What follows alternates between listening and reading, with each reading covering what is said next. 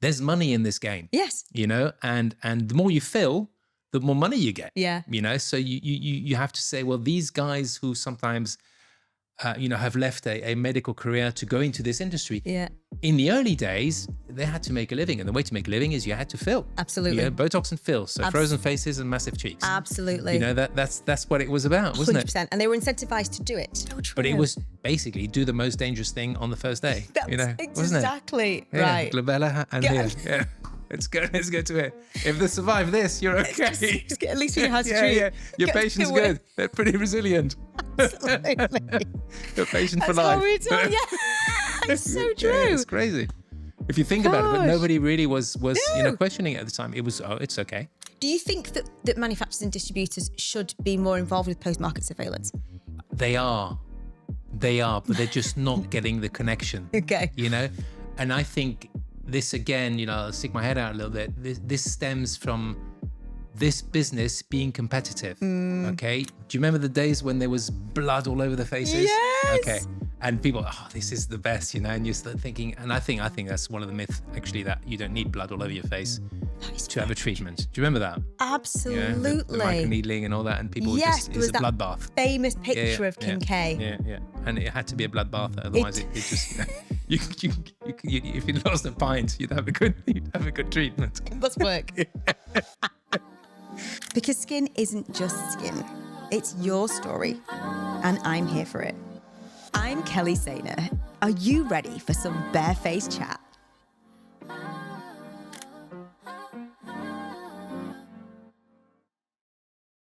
My guest today is someone I've admired in this industry for a long time, not just for his clinical expertise, but for the ethical backbone he brings to everything that he does. Mr. Julien Tordjmann, the founder of 40 Medical, a name synonymous with innovation, high standards, and evidence-based practice in the aesthetics world. Oh, thank you. Thank you for bringing it. Because I'm still a huge advocate of it. And I think that's what I've really respected about what you do when we first met. Like, you're just Mr. Sharp and the nicest guy. So you are not only Mr. Sharp and the nicest guy. Wow. But okay. You should do this more often. It's really good. It's really good for the soul. Can I come again next week? Or if I'm feeling a little bit down. Yeah, get a bit pep up. You're an advocate for practitioner education, and you're a firm believer in transparency, and someone who has helped shape the way that products are introduced and supported in the UK in a really responsible way. And that's one thing that I've always got from you. You're always on that side, on understanding regulation, and it's really important. And so many distributors, I don't believe, can truly say that. And again, in a space that's often loud, reactive and unregulated, you've been one of the voices that bring clarity and structure to the chaos that is sometimes known as aesthetics land. Today, we're going to be diving into the future of aesthetics. I'd like to hear your views on where you think this industry is going, from trends to clinical training, ethics, and where the industry really needs to head next. So, Julien, welcome to my Barefaced Chat. Thank you. Does that introduce you? Would you like to add any amazing. more? It's almost like, it's I've got to step up to the mark now. You do already. Yeah, I mean, it's great. Thank you very much. It's almost, okay. Thank you very much. I didn't realize it was, that much that I'd, but thank you. Yeah, you did. I've admired you okay. from afar. I sound like a word, like admiring him.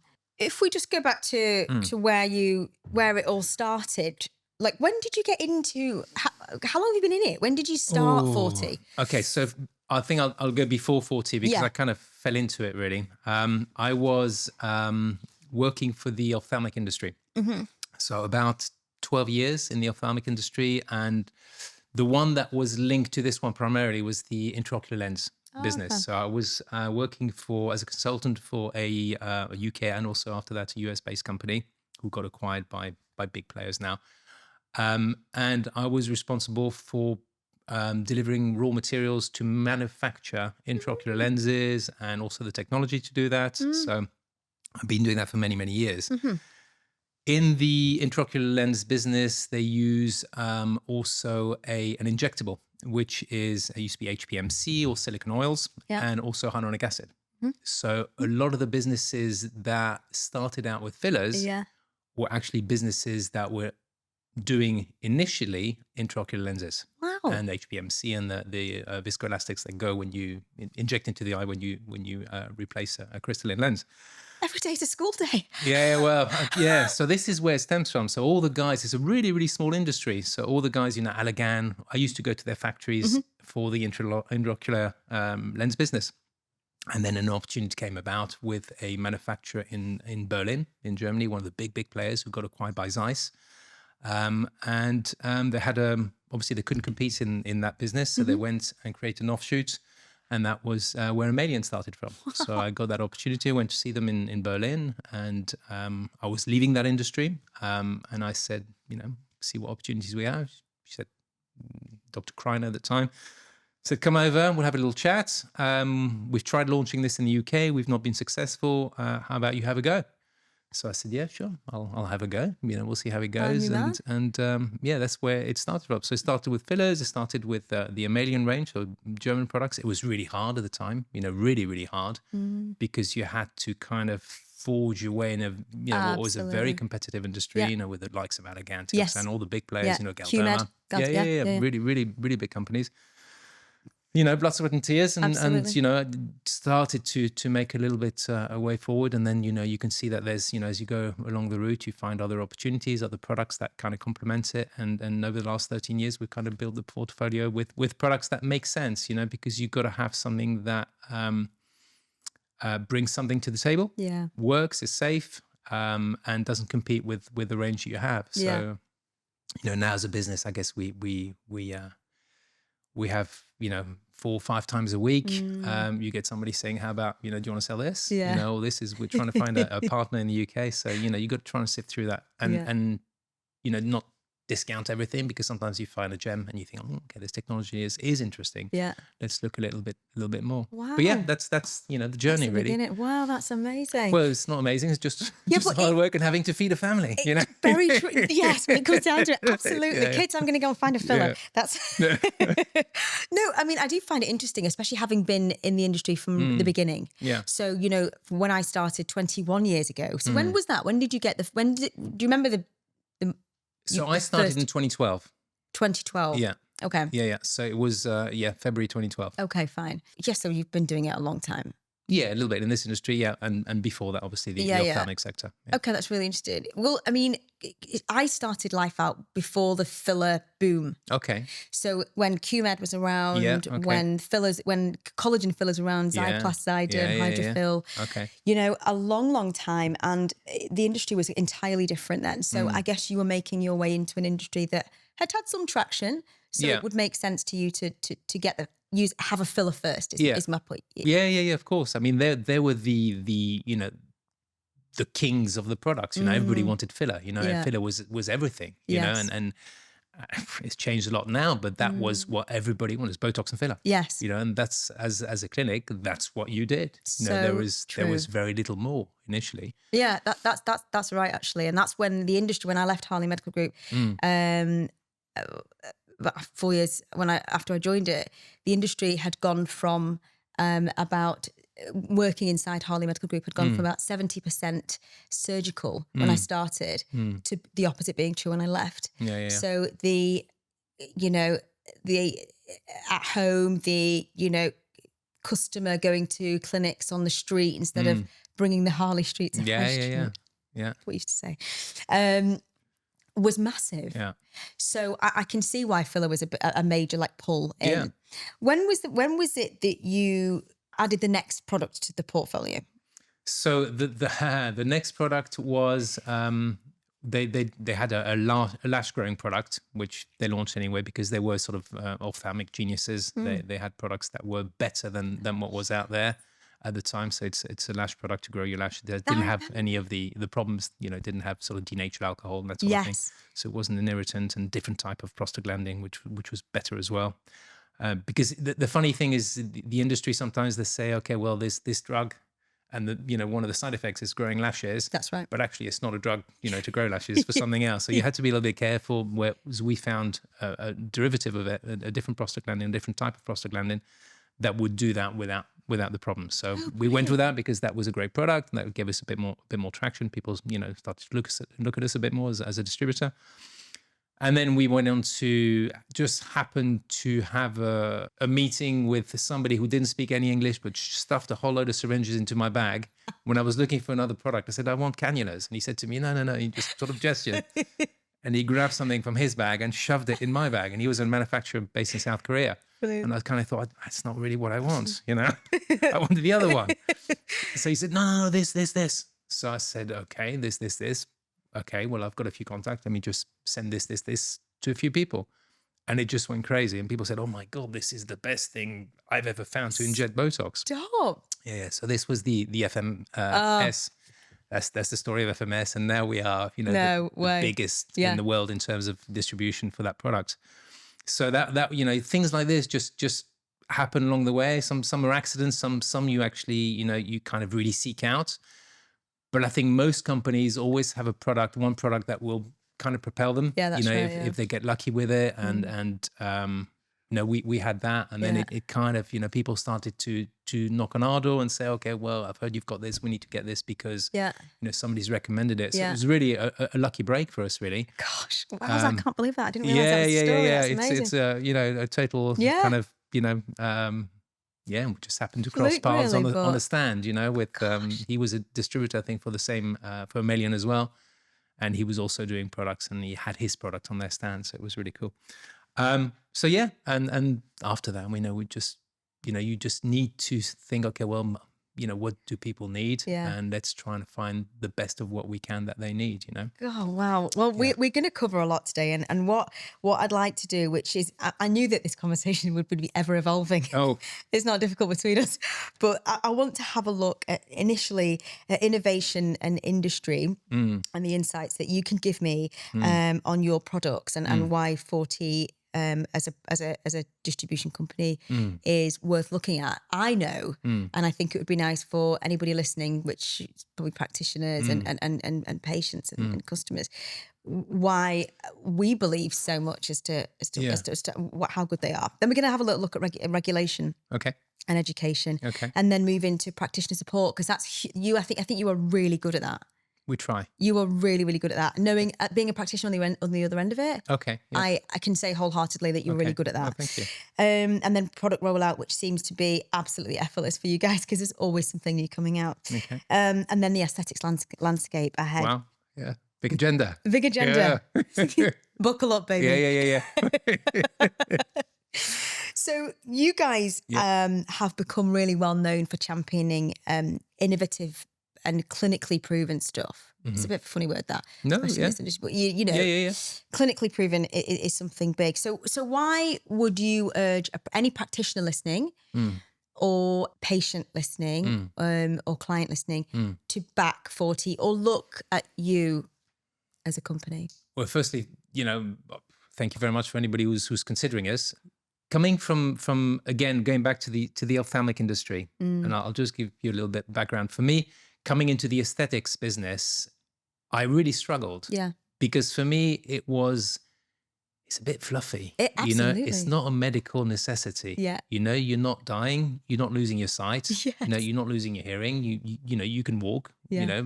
For most, you're not fixing a problem. You're kind of enhancing. And I think it took me a while to get it. Actually, when we did lots of training, people come out and they feel great. They're really happy. It's they've got a spring in their step. So it took me a while to really get it. Yeah. Okay. So, but I came from that background thinking, these are medical devices initially. So one, they have to be safe. So whatever we do has to be safe.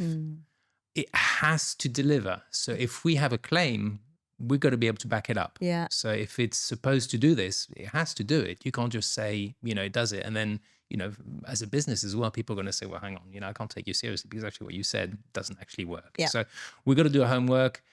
I personally will look at a lot of clinical papers. Wow. So if there's any kind of new technology, if there's existing technology or anything like that, I'll really look at it. Mm-hmm. When something new comes to the market and it's creating demand, as a business, I have to look at it. Mm-hmm. I have to listen to it, but I never jump in first. I always think, yeah, exactly. You sort of think, okay, one, is it safe? Mm-hmm. How much history is there on it in other markets, not just this one? Yeah.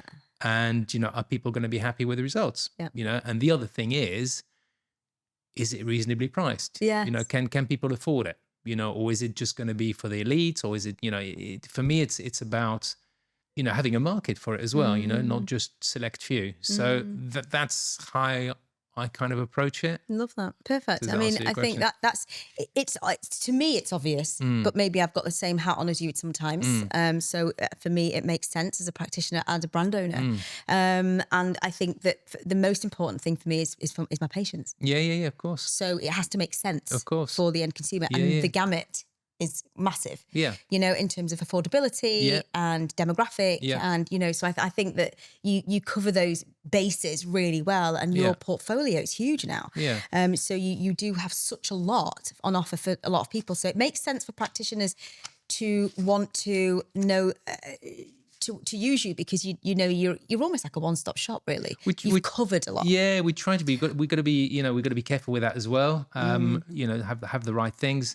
But I think also, you know, going back to sort of price as well. You know, it's got to be honest. Yeah. You know, and I think there's a lot of companies out there who super inflate prices. Yeah. Let's just say, and you know, I think when you have a portfolio that's quite large.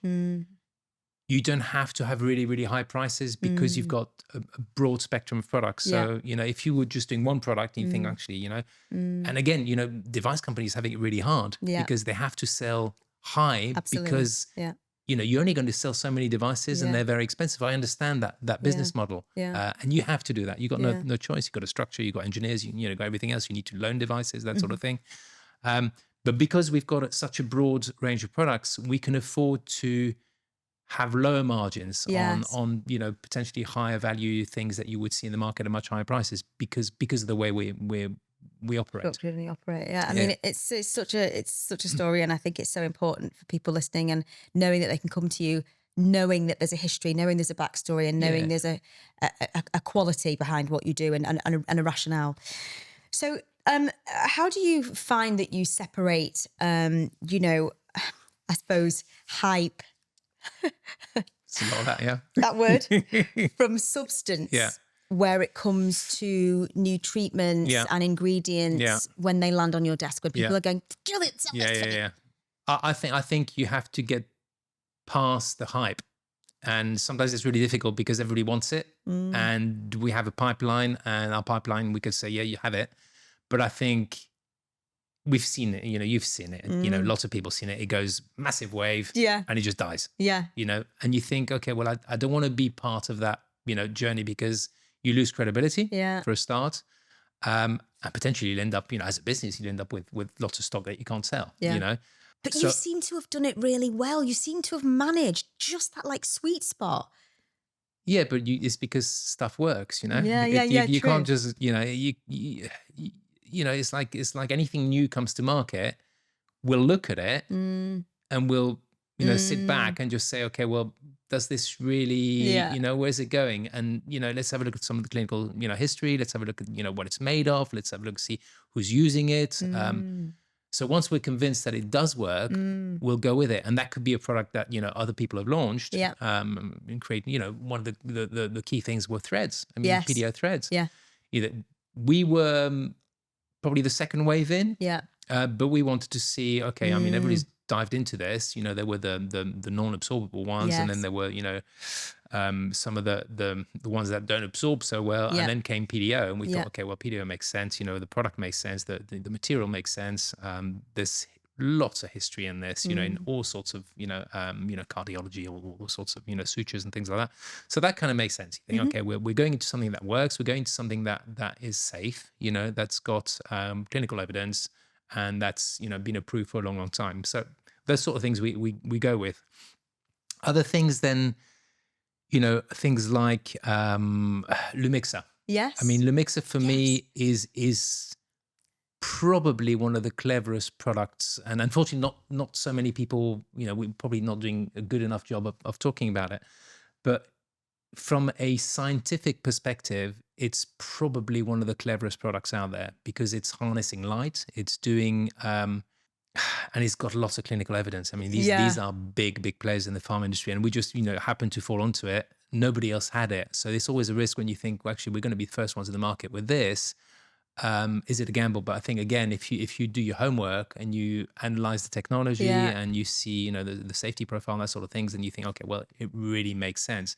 But then comes the hard work of having to sell it, when people don't really understand it that well. But anyway, this is what how we go about it, really. I'm getting Skin Geek vibes at the moment, because I think that you are so clever at understanding the technology. A big word, but No, but that's the thing. So for me, like Lumixer, my team are always saying, I need to push that. And I still don't get it. So when you say that, and I feel like it's complicated. It is. People think, no, I mean, that really? It doesn't know. You put a gel on and then just put it under a light.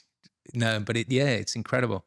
And we've seen that with patients where it's worked amazingly when we've really pushed it. But I totally get that. For you, that would not be my pick. No, it's a hard pick. It's difficult to sell because people just think, no, surely it, But then if you have to dig into it, and we initially had it, and it was maybe a little bit complicated. And then actually came the era of regenerative, aesthetics, massive, which is.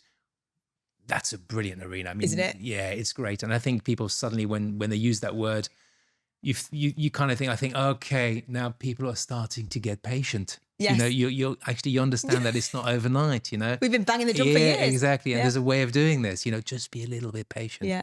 And you'll get the results. And I think this is where we said, well, actually, this is what it is. Yeah. It's using your body to do the work. It's just giving it a helping hand. So it's a boost to your own cells, your own body. Saying, okay, well, we're going to help you do the stuff on your own.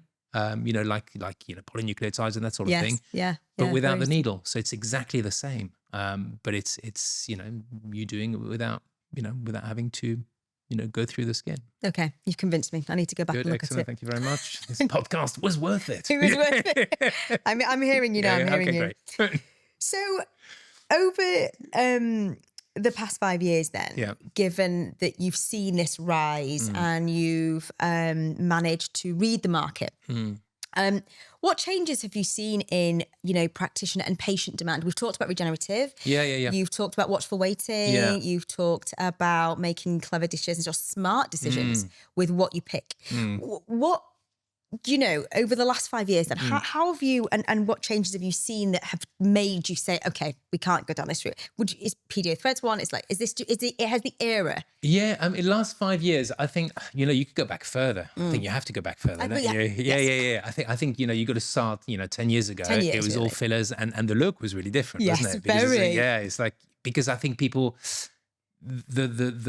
the borders are blurred, weren't they? You're always pushing the envelope a little bit more. So true. I just give you a little bit more, and you look at yourself in the mirror and think, no, just a bit more. We can take a bit more. True. It is, isn't it? Yeah. And then for you, it's normal, but for everybody else, it starts to get a bit weird. Yeah. And I think people, again, it's a business, and we all have to understand that, and we should understand, and it's ethical that we understand, and it's a moral obligation that we explain that as well. And we're honest about it. There's money in this game. Yes. And the more you fill, the more money you get. Yeah. So you have to say, well, these guys who sometimes, have left a medical career to go into this industry. Yeah. In the early days, they had to make a living. And the way to make a living is you had to fill. Absolutely. Botox and fill. So frozen faces and massive cheeks. Absolutely. That's what it was about, wasn't 100%. it? And they were incentivized to do it. Yeah, of course. And okay, Yeah. And I think now the industry has evolved. Yeah.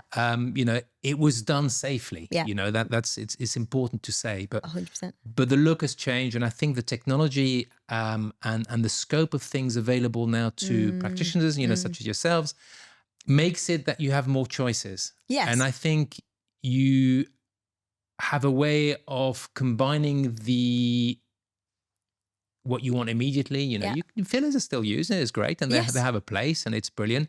But I think people understand that there's a combination of, you can do some stuff immediately, and the other stuff you need to let your body do it, and you need to do it over time. So I think over the last 5 years, we've seen a downturn, I think, in fillers. Botox is king. 100%. It's still there. It's never going to go away because it's got a brilliant place. But we're seeing probably a downturn in PDO threads. Yes. But we're seeing more polynucleotides. We're seeing more things like Lumixer. we're seeing a lot more devices. Yes. So devices have really, Massive. they've really come about now, and they're delivering as well. You know, there's this technology's been around for a long time, but now there's a bit more of a focus on it. Definitely. And it's also expectation. I think it's explained better to patients now that they need to do a course of things. Yeah. And it's not a magic wand. You come once and, you know, you never come again. It's like, well, if you want to do this, you know, you have to keep going. Absolutely. Because, The skin's an organ. Exactly. You're not going to defy age, you know, you're still going to age. So just keep on top of it. And I think it's more realistic. Yeah, that's a great answer, actually. And that's the expectation is the key word for me in this. That is the biggest part of what I do every day. Yeah. Manage their expectation. Yeah. And how do I do that? Yeah. Make sure that I use brands that also manage my expectation. Yeah. How do you do that? Is that I was going to say, how do you do that? how do I do that? Yeah. But by seeing what works, by being patient, by making sure that I explain to my patients that I'm not the right practitioner for you if this is what you want. Yeah. So, you know, it helps me knowing that I've got brands that I work with that have got the same ethos as I have. Yeah. And I think if we can get that message across to lots of practitioners, and things have changed, like you said, fillers have changed. We've seen a massive decline in dermal fillers. Yeah. Statistically. Yeah. And we've seen a huge rise in energy devices and longevity treatments. Has your patients, how have they changed? Can you? Yes, they Are come they in. more informed? Are they less informed? They're more informed more than ever because of social media. Okay. Social media is giving them many tips and tricks. Yeah. They're coming in as mini dermatologists. Yeah. They are being served up now. Yeah. You know, they know exactly which product to use and when. Yeah. Of course, they know better than you. They come in, this is what I want. This is how you do it. Oh yeah. They bring their friends in to tell you as well.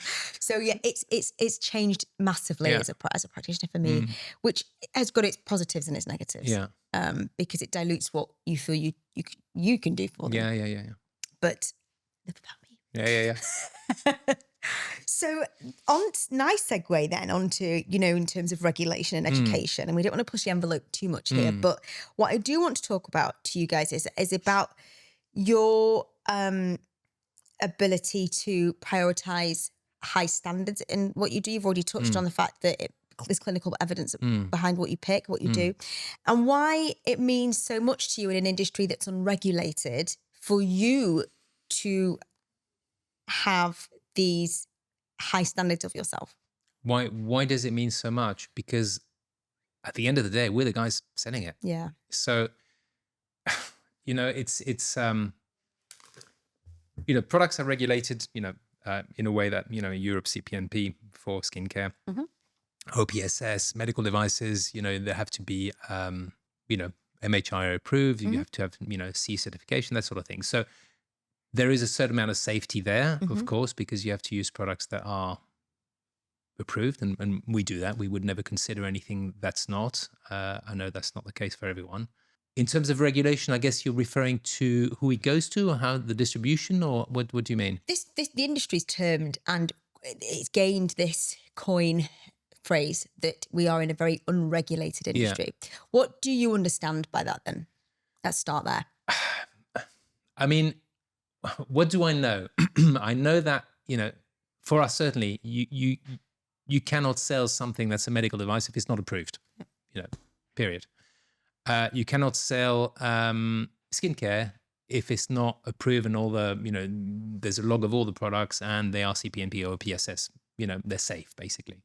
I think maybe because there are so many products out there, everybody feels that, or people come into this industry not knowing really, not doing their homework and thinking, oh, it's okay just to grab this and sell it. Yeah. You know, because I can and because I've seen it there and it's on eBay or whatever, so I can just come in and sell it. Yes. So I think you have to be wary of that as a consumer and as a practitioner as well, as, you know, in this industry, that you need to do your homework where it's coming from. Yes. And whether it's legal or not. Yes. You know, I've seen distributors advertise openly, you know, stuff that are wholly illegal. Yes. You know, and they think, well, there's nothing wrong with that because they don't know. They don't know. Yeah. So I think maybe there's that slightly relaxed approach. And again, you know, it's you know, we have a duty as a distributor to make sure that the end user, the patient, is getting something safe,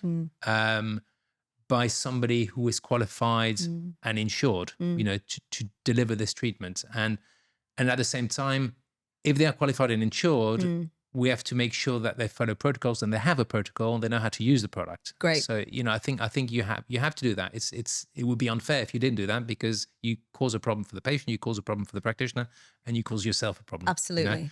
So these are the, the basic things, really. Yeah, I completely agree. And I think that was really what I was getting at in terms of what regulation, because I think it means something, lots of things to different people, doesn't it? But there's lots of media hype at the moment around regulation, unregulation, this industry that's been in terms of cowboy, all this Wild West and all this. I've heard loads over the years. Yeah. Haven't we? Yeah. We've had lots and lots, and we could talk about it for hours. Yeah, we do occasionally talk about it for hours. I think it's a funny one, isn't it? Because I think, again, I've said that earlier, there's money in this game. Yes. And when there's money, when you have the NHS and you have medical treatments and you have doctors and nurses that are working for the NHS, that this is how they make their money. Yeah. And that they don't have to sell you stuff. They don't have to oversell you stuff.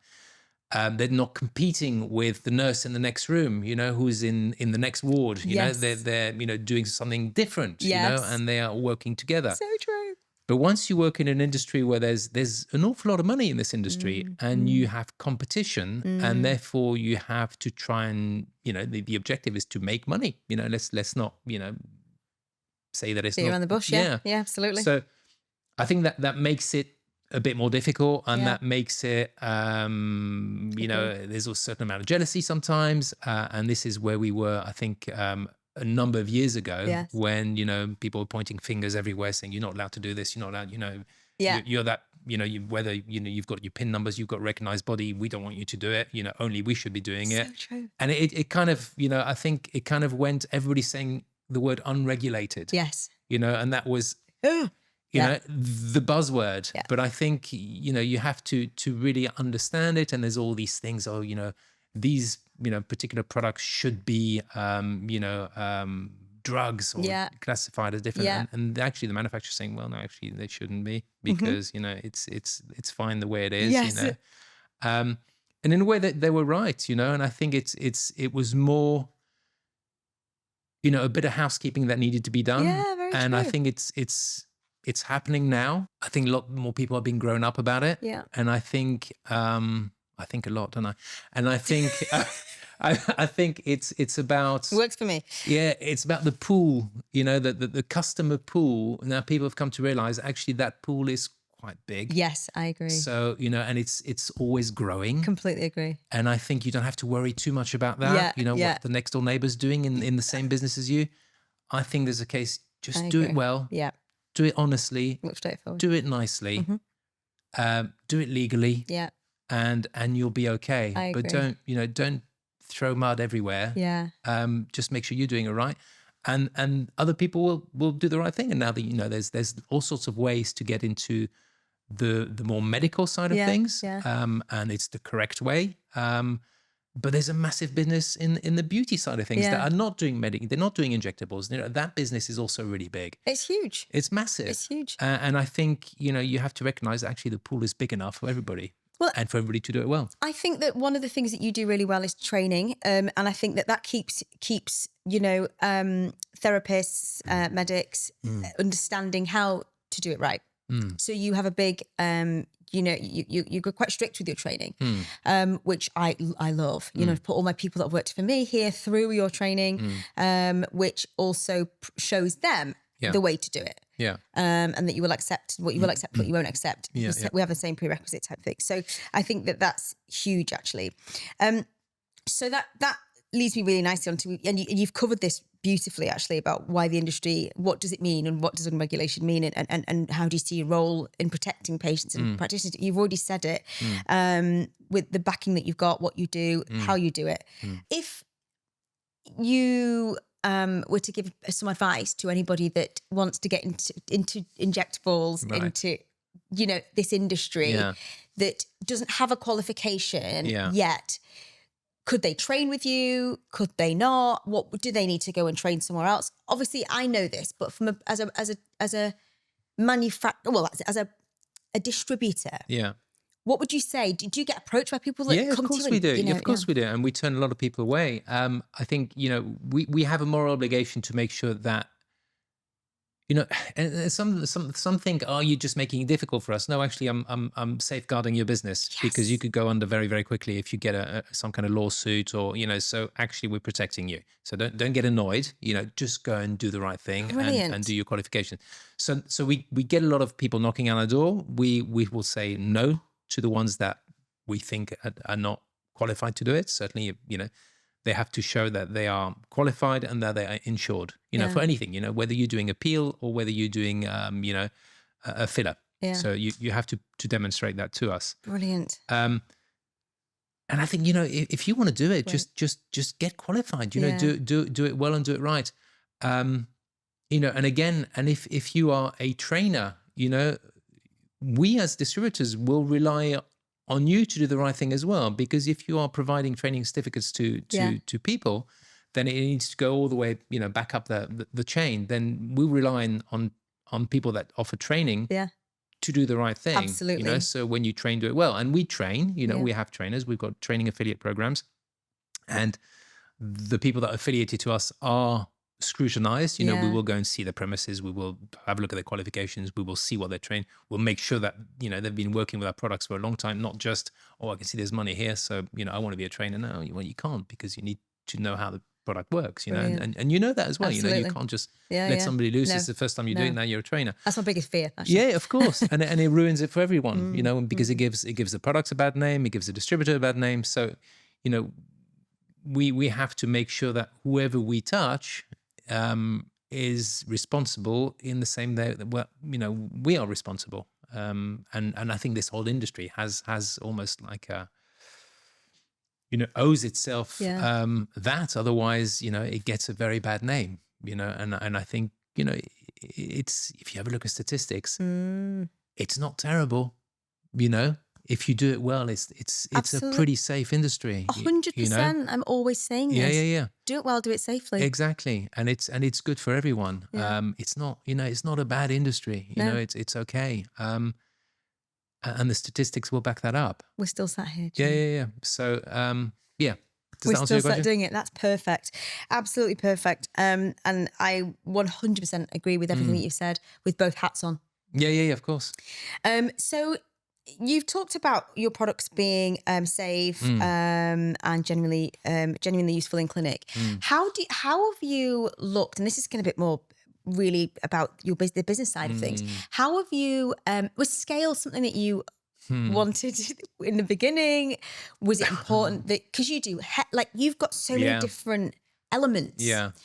Do they all complement? Can I just open my business and go, I'm going to go to Malta? Yeah, it just happens. It's not really like, oh, you did say that in the beginning. Yeah. It's I'm no different to everybody else. It's like, it just it's a journey you go on, and I didn't start this out thinking this is where I'm going to be. I just started this out because I needed to feed a family. And that's what it was about, and I needed to work and find a job, and I was a consultant for many, many years, and I become unemployable. Basically, I was too opinionated. Just give your secrets away. It sounds like I know, but I'm trying not to give them away too much. So it just happened. We'll just leave it at that. How easy is that? Yeah.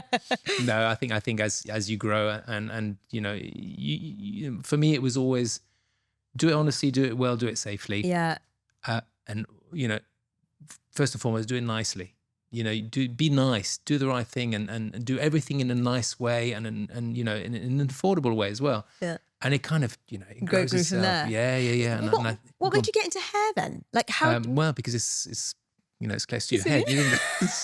So makes sense. Yeah. So I didn't believe in it initially, because you kind of see all these things around, and they don't work. This shampoo, it doesn't work. And I was pushed by actually the manufacturer. Said, no, Julien, you should really, have a look. Okay. No, I'm not doing it. So, and then he just sent us some product, and I thought, okay, let's send some out. And actually, the feedback we had is, oh my God, this has changed my life. Wow. It's, and it works, and there's, manufacturer's very credible, and we know these guys are good. And and it works, and then, okay, that's hair. So, okay, Wow. well, shampoo and conditioner, that'll go with it as well, which is, full of actives and things like that. But it kind of evolves. And I don't know what the next thing's going to be, but I think once you start having relationships with manufacturers, and you'll know this, that they kind of say, oh, we've got this new technology, or we got this ingredient's amazing. Yes. We've started to do little trials on that. Would you be interested? Yeah. And it just evolves. And I think as a business, this industry is never going to sit still. No, I agree with that. And you just have to feed the machine. You have to have something, to show, and technology evolves. And I think that, and again, this, and I think that the thing you don't want to do is just, sit down and think, oh, I'm done now. Yeah. I just need to roll with it. And, I'll just sit down and just let the thing do its thing. Yeah. You can't do that. You have to constantly, stay up to date with technology, what's coming out. Do you regularly audit your suite of products to ensure that you feel that they're still meeting demand? Do you take things off? Do you switch things around? Are you regularly looking at your portfolio and doing that? Yeah. And you'll launch products that will make others obsolete for sure, or that outperform some of the older ones. And you'll see, you'll see statistics, and you'll see that some products are not performing. And so you analyze and think, why is it worth doing? Okay, let's take it away because this is coming through and it's better.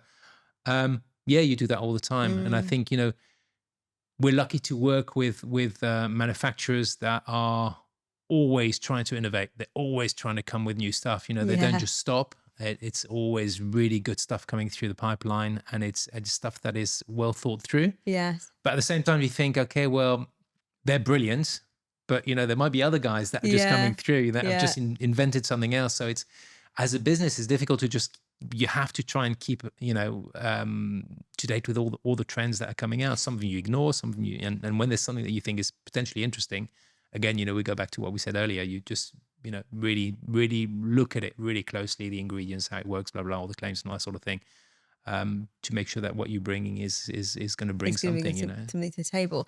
So you've talked a bit about how you said that you've been approached. Like, do you go out actively seeking? A lot as well. So we have shopping trips almost, where you have lots of manufacturers and technology and things like that. So you go and do that, look for things. Not necessarily, you don't really know what you're looking for. Yes. Sometimes you do. And you think, okay, well, I need this because I know the market's going there. So let me have a look, who's doing this.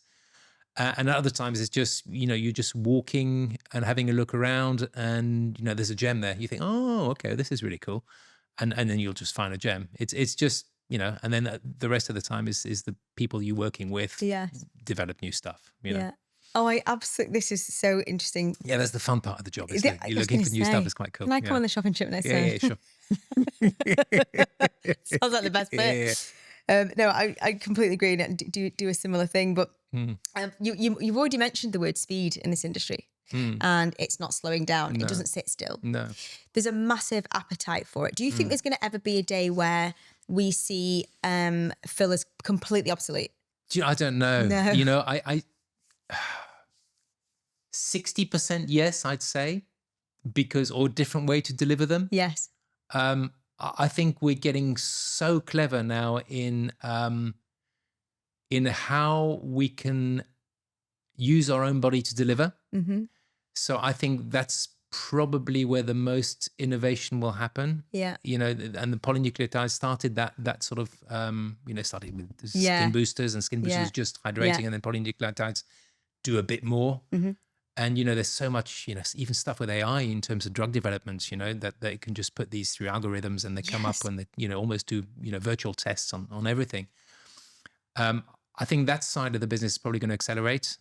You might come to the stage where actually you don't need to inject the hyaluronic acid. You'll just, something will happen that your body will be able to produce what it was producing before. Yeah. So I'm guessing that's the holy grail in terms of, Absolutely. You've got to use your body to do the work and not degenerate in a way, isn't it? And it's if you read sort of things and articles around, and there's some people out touting it, in the US, and they have this regime where they have 65 pills a day, and they do 3 hours of slapping around their face or whatever, and lots of different exercises, and for them it works, but they're billionaires and that's what they do during the day. Yeah, absolutely. So I guess that's maybe that technology will trickle down, and you'll see that more maybe for mass consumer market. But it's exciting. It's really exciting. But it's all, medicine led in a way, and pharma led when it comes to that sort of thing. So yeah, who knows? That's really interesting. And I've noticed that you've got a supplement. Yeah. How is that going? It's good. Supplements are really hard to sell. It's a very, very crowded market. We know we've got an amazing one, but again, you've got to try to get some elbow room, and it's pretty tricky. We know ours works well. We know who makes it. We know, what's great about it. But it's, I think there's more traction now in supplements, but people sort of, they usually go to sort of, Holland Barrett or whatever, and that's where they get their supplements from, know, and not necessarily the the beauty clinic or their esthetician, clinician. So yeah, I think there's definitely a space for it. Interesting. Yeah. For sure. Yeah, it's fascinating to me since COVID. Yeah. I think people are supplementing now more than they've ever done. 100%. I think we're hearing more about menopausal women and their struggles. And menopausal women are really encouraged to use adaptogens, supplement. Yeah. It's becoming far more acceptable. Absolutely. And far more part of routines, beauty routines. Yeah. So I think we will see another rise. Yeah. We've kind of seen the rise and fall and rise again of supplementation. Yeah. I think we'll see it go again. Do you know the other thing that's really exciting, and I think is driving it a lot as well, is actually the young ones. Yeah. The sort of 16 to 25. Yeah. They're starting to, where it was kebabs and chips, and a bit of mayo, for them, kebabs and chips doesn't exist. It's so like, true. I'm only having one beer. Yeah. And I'm going to have a plant-based burger, And that's what it's about, isn't it? And then they research the supplements, and some of them will get into beef tallow, and others will get into, so true. And they really know their stuff. And they say no, and they start to buy. You start seeing supplements in the kitchen. What's this? It's no, this is for my, whatever. I focus better with this. It's funny, isn't it? But they're massive. Massive. Yeah. My son's got a supplement. There you go. Galore. Yeah. He's always got this bulks powder things, and he's on Shilajit, the most expensive supplement. That's right. Yeah. Elon Musk's on that one. Of course he is. He's 19. Why not? Yeah. But same story. Lion's mane. Yeah. Exactly. It's all there, isn't it? They're all doing it. Yeah. I think that, and the rise of mushrooms as well. Adaptogenic mushrooms have been huge in mental health, and I think that plays a big role in what we do. We're wellness. Are we on the right side of it? Yeah. So, talking on that then, and how the industry's moving forward, and our responsibility, given that we're in such a fast industry, do you think? And I've always felt like this, that it has to come down from us. The reporting side, post-market surveillance, tracking, reporting. I don't believe we do enough, because we can't get the statistics together. We never have been able to do that very well. Yeah. Because it's aesthetics. Yeah. And we use things off label. We don't get true and meaningful statistics. No. Because of the vast degrees that we are in. People, the people in. So do you think that manufacturers and distributors should be more involved with post-market surveillance? They are, but they're just not getting the connection. Okay. And I think this, again, I'll stick my head out a little bit. This stems from this business being competitive. Okay. You are competing for customers in this market. And I think when you have a problem, you try, and again, okay, let's go back to, some years back, when fillers came to market, there were some issues. Absolutely. And when we came to market with fillers, the norm was roughly 4% will have a problem. Yeah. So that's kind of, the tolerance you're going to have, 96 are going to be okay, but you're going to have 4%, they're going to have issues, granulomas, that sort of. Yeah. That was the case. What it is. Okay. It's evolved since then, and it is much, much better since you've had, gels in the market. That's right. But I think the issue was people were very reluctant to raise their hand and say, I've got a problem here, because then all the practitioners around them would say, that person's had a problem, don't go there. It's so true. So because there's money in the game, and because people are competing, I think that's probably where the issue is. Got you. I think there's been brilliant industry initiatives in terms of safety forums. Yes. Where people could say, actually, I don't feel isolated. I can talk about it. I've had this issue, and people say, okay, well, we'll help you resolve this issue, blah, blah, blah. But I think it's still again, the industry is so much safer now in terms of product. There's a lot more history. There's a lot more, things have evolved and technology evolves and becomes safer because, you have the numbers there. But I think that was probably one of the reasons why people would not flag things up so quickly, and still probably to this day where they're slightly reluctant because it's pointing a finger at them. I think you're right, actually, and I think from being on the inside of it as well and being a practitioner, when we started doing fillers, 20 odd years ago, we weren't trained about VOs.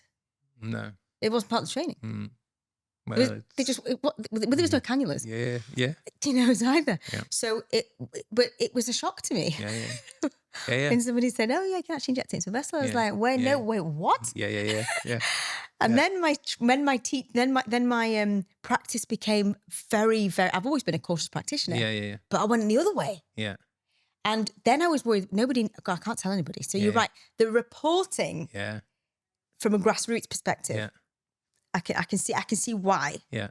The manufacturers want it. We get the fillers and the manufacturers of fillers come to us, regularly saying, okay, have you had anything? We need, and nobody does, and actually, saying that, we used to have a file, of issues back in, 2012 and all that, and used to get a few, as I said, 4% was kind of the norm. Nowadays, I've had years with absolutely nothing. So, fillers have become, the good ones have become really safe. But, again, you're saying, in the early days, okay, well, didn't have cannulas. This is it, yeah. Okay, and needles. Okay, where did you learn to inject first? Yeah.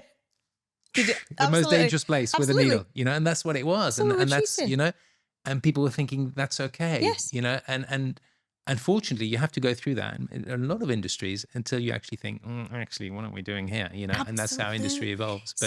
But it was basically do the most dangerous thing on the first day. Wasn't it? Right. Glabella and here. Yeah. Let's go to it. If they survive this, you're okay. Just get, at least you know how to treat. Yeah. Your patient's good. They're pretty resilient. Absolutely. Your patient for life. Yeah. It's so true. Yeah, it's crazy. If you think about it, but nobody really was questioning it at the time. It was, it's okay. Well, we weren't talking about the cheeks descending into the mid-face and the need to treat up here first. Is there an artery there, really? It's a revelation. Yeah. So, okay, well, that's really interesting. I love that because that's a really honest, true look. And I think it will shock some people. And I think it will encourage practitioners to take a different view about it because it's about safety. So looking ahead, scientifically, tick for me, you've got that covered. Ethically, commercially, are you planning to continue to grow? It's everybody asks you that, where are you going to be in 5 years' time? You have an appraisal, where are you going to be in 5 years' time? Oh, it's really hard. What do you want to be when you grow up? Yeah. I'll ask you the same thing. Where are you going to be in 5 years' time? I'm TED talking in the US. I'm spreading the glutathione word. I know I've got goals, babe. Okay. But we're doing. Yeah. Okay. The only one. Can I join your club? I need some coaching. Nobody knows. No. Nobody knows. Yeah, it's that thing. I think we'll continue to enjoy what we're doing. We've got we're really lucky. We've got a really nice team, and we have fun every day in the office and we enjoy what we're doing and we have a good laugh. I love that. And we work hard and we do the right thing. And I think as long as we're enjoying it, as long as we are, bringing the right products to market, we'll continue to do that.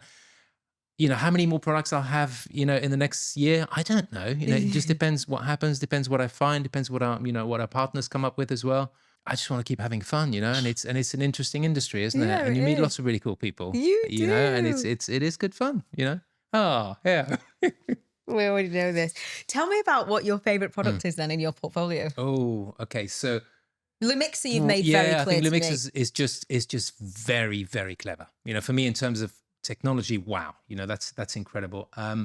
Favorite products, I love the skincare. I love the Clinique skincare. I love the Sibelius SPF. There's lots of things in there, and I think I love them all. They're my children. They're like your babies. How do I pick one? Yeah. So I think they've all got a place, and I think it would be unfair. To say there's one that is better than the other because they all have a place. The devices are brilliant. I love having an Apollo treatment. It's great. yeah, you know, it's I don't know, I wouldn't be able to pick one. I'm the same. I'll have give me all of them. I'm the same. Yeah. When anybody says to me, pick, you've got to have one. Yeah. Like, it's like picking my children. Yeah, exactly. It's not fair on the others, is it? doing it They're going to sulk afterwards. I'm not selling now. I'm sitting here. So true. Yeah. They'll get very jealous. Is there any industry myths or trends you feel that would just do you know what? I don't know. Have you got one? Do you know, you kind of, you know, sort of raised that for me a while back, and I've been thinking about it ever since. Yeah, maybe one, but you go first. Without wanting to upset any of your children. Yeah. I love threads, love them. Yeah. But I find them really hitting. As a discernible practitioner that feels like I know what I'm doing. Yeah. They kind of like, I'm like, oh, I thought I knew this. I thought I knew this, how it's worked. Yeah. And I know that patient selection is key with every treatment that we do. And I say no more than I say yes some days. I find threads really difficult because I think people's expectation of them, given the types that are out there, really difficult. Yeah. Now, having said that, the patients I've done them on have all been happy, but I'm left feeling like, Yeah, I know exactly what you mean. you know? So I feel like for me, that's one of those, like, I think I could probably do a really good job with filler there. Yeah. You know, or a combination. I'm massively into combination treatment. So we do like loads of almost like Korean stacking without, you know, doing anything that would contraindicate. Yeah. But we do combinations of like IPL, Apollo, you know, we massively love that. Yeah. We do the carboxy masks, we do boosting glows in between toxin and whatever. So, you know, I'm a huge believer in lots of these kind of individual, really funky treatments that people tend to have one or two of. Yeah. They should have more of them. Yeah. Fair. But threads for me is a bit like, if you stay, if you go, I'm down. Yeah. No, I know exactly what you mean. And it is that. And I think the industry embraced threads. I mean, massively. It's like a massive hug, wasn't it? We want you. And that's all they did. And that's all they did. Yeah. And I think after a while, they kind of discovered, you know, practitioners had the same journey as you. And they said, well, actually, it's got a place, but it's not going to do everything. Yeah. You know, so I think now again, you know, it's another tool in your armory. Yes. Or in your toolbox, I should say, not your armory. But it's you know, use it when you need to use it. Yeah. You know, it's got great things. It's not the be all and end all. But as you say, you know, there's so many treatments now. You can, you know, you skin a cat in so many different ways. And you know, carboxy and peels and everything else. I think sometimes what there is you almost get confused, you know, because you think, okay, well, what am I going to do here? Yes. You know, because I've got so many ways of doing it. Yes. So I guess you've got to be patient-led as well, what they like, what they don't like, the sort of feeling that they like, you know, how impatient are they, you know, how quickly do they want, also what's their budget. Yeah. But I think the exciting thing is there's lots available, isn't there? Mm-hmm. A myth, I think it's gone now, but I think it was a myth. And is it a myth? I don't know. It's sensationalism, I think. Do you remember the days when there was blood all over the faces? Yes. Okay. And people, this is the best, you know, and you start thinking, and I think that's one of the myths, actually, that you don't need blood all over your face to have a treatment. Do you remember that? Absolutely. You know, the microneedling and all that, and people it's a bloodbath. Famous picture of Kim K. Yeah. And it had to be a bloodbath, otherwise it just, you know, you if you lost a pint, you'd have a good treatment. It must work. So I'm glad that's gone. Oh, that's so interesting. Do you know what's very similar to that? Go on. People's perception of the perfect peel. They're like, I want my skin to be hanging off. Yeah. Really? Yeah. You know, you don't have to. So I have to like, that's not, you know, that's what we're aiming for. But you know, along the way, of course, that theatrics of it is a real draw for people. It's funny, isn't it? And how people, and I guess it's almost like, look what I've done. Yes. You know, look where I've been. Yeah. It's a bit like that, isn't it? Absolutely. Whereas before it used to be really taboo. Now it's like, it's you want to show it. I've got a new arm.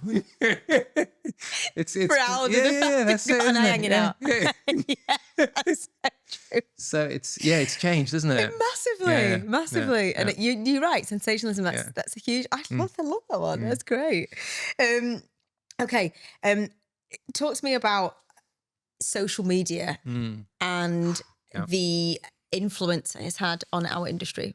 Oh, well, I think it's an influence on every industry, Yeah. isn't it? I think as you know, very, very well, as a business, it's hard work. Wow. Because you've got, there's a balance, isn't it? I think you've got to deliver the right content. It's got to be interesting, and you're competing in an arena where there is so much of it. And I guess people have got now, their attention span is much smaller, and it's all video, so it's always evolving. Now AI is coming into it as well. Now, as a business, it's really challenging to stay up with trends. The good thing is now you've got people, in marketing that is their craft. Yes. But yeah, I mean, It's hard, for you, it's hard, isn't it? Very, very tough. Yeah. Very, very tough.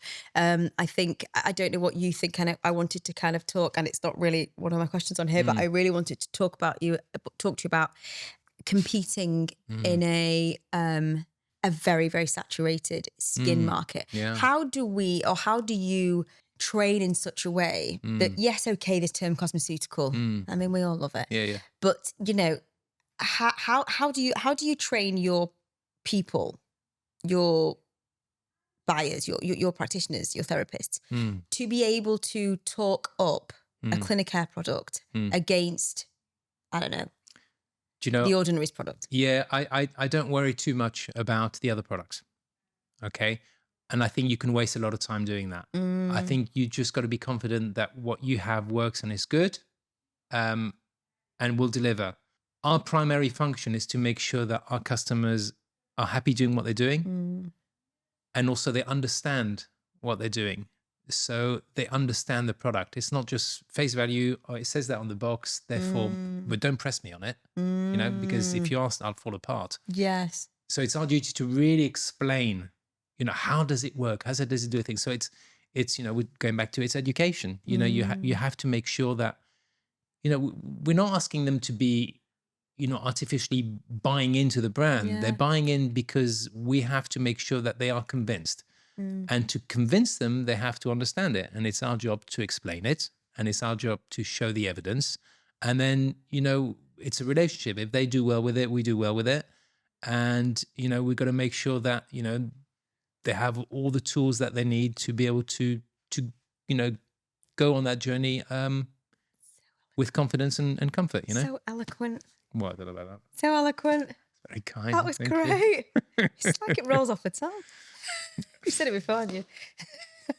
He's been here before, hasn't he? Okay, just a very, very few quick fire questions then for you. No favourite product, but favourite treatment. Favourite treatments? For you. Do you know, at the moment, I love the Apollo. Same. Love Lemixer. Same. And I just, just a nice routine with skincare. But Yeah, I really like Lemixer and Apollo at the moment. Do you have a particular ingredient that you like? Platon. My God, sorry, I forgot really? that. And Platon. All the time. Yeah, why can't I get into that? Oh my God. It does everything. It's amazing. Seriously. I need to get into it, don't I? It's so good. I have this It is machine. so good. That's probably, to be honest, I've got it at home. One thing I could not live without. Really? And it does everything. Talk to Genuinely, me. any issues, it's crazy. It does it. Wound healing, dermatitis, eczema, spots, and even sort of they're doing trials now with diabetic ulcers, foot sores. It's incredible. And the more people saying, "Oh, I'll have a go, try to see if it does that," it does it. Okay. It's so good. Anyway, so that's by the, but that's more that's more of a solving issues. But yeah, I love the Apollo. I love the Mixer. Have you got a particular How about you? ingredient? What's gone you? Oh God, I am in love with the Apollo. Yeah. It does so much. Yeah. The EMS. Oh, it's so good. Great. Yeah, that's so good. And it's great to watch, isn't It's it? brilliant. Absolutely brilliant. Yeah. Also, I'm a huge fan of Carboxy. I think it's so underrated. It's massively. Yeah. And it's funny because that comes in waves. I bet and it all does. of the social media, and all of a sudden you see people just posting loads of social media. Oh, look at my results, Carboxy, and all of a sudden we get sales of Carboxy just go through the roof. It's brilliant. I think it's forgotten, and I think it's it shouldn't be ignored because it's really good. It's great. Yeah. And I think if you combine what you guys have got, you've got like a powerhouse. So we've got something called the Skin Club. Okay. Have you heard of? Have we told you? You've just told me about it. Yeah. Okay. Our Skin Club is like a skin gym. You've probably seen it being done before in other places, but we bespoke tailored treatments, and patients come in, sign up for 6 months or 9 months. Okay. Yeah. That's clever. Yeah, brilliant. It's brilliant. And they have access to everything, basically. Everything. Yeah, They get that's so discounts on cool. treatments. We bespoke. By the end of it, we put them under our observe.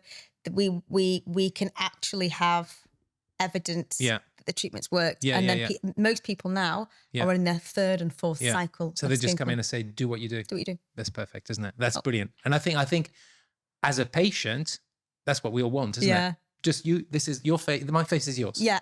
Do what you need to do. It's amazing. It's brilliant, isn't it? Because you know what you're doing. Oh, I can't tell you. Yeah. The people that just like, can I just do it again? Yeah. I just need to, I need to subscribe to myself. Yeah, I'm going to book in now. That's what they say. I want to see him back here again next week. Is there anything that you guys would never touch with a barge pole? Anything that's unsafe or not proven, or with the barge pole, I've not seen anything that's that's terrible. There's stuff in the past that was really terrible that I would not touch with the barge pole, but stuff now, I think probably in our industry, anything that is permanent. Yes. That's probably the thing. I mean that is for a surgeon. That's a completely different domain, and we shouldn't confuse the two. But other than that, I can't think of anything. It's when there's new stuff, I will not. I will really look at it, but potentially it could work. So I don't know. So does that answer your question? It does answer my question, okay. Julian. It's been emotional. Yeah, I've really enjoyed it. Yeah. Thank you so much for coming on. Thank you for inviting me. I really appreciate it. It's just been an absolute brilliant hoot. Again, every time I'm seeing you, I absolutely love it. Just think you're the most fabulous human. Please come back again. Yeah, definitely will do. Yeah, right, thank you. Can't keep me away now. Absolutely not. Thank you. Thank you very much. That's it for today's Barefaced Chat. Thank you so much for listening. If you've loved this conversation, make sure you follow, rate, and share. It really helps more people find us and join the conversation. I'll be back next week with another honest, unfiltered chat. Because skin isn't just skin. It's your story, and I'm here for it.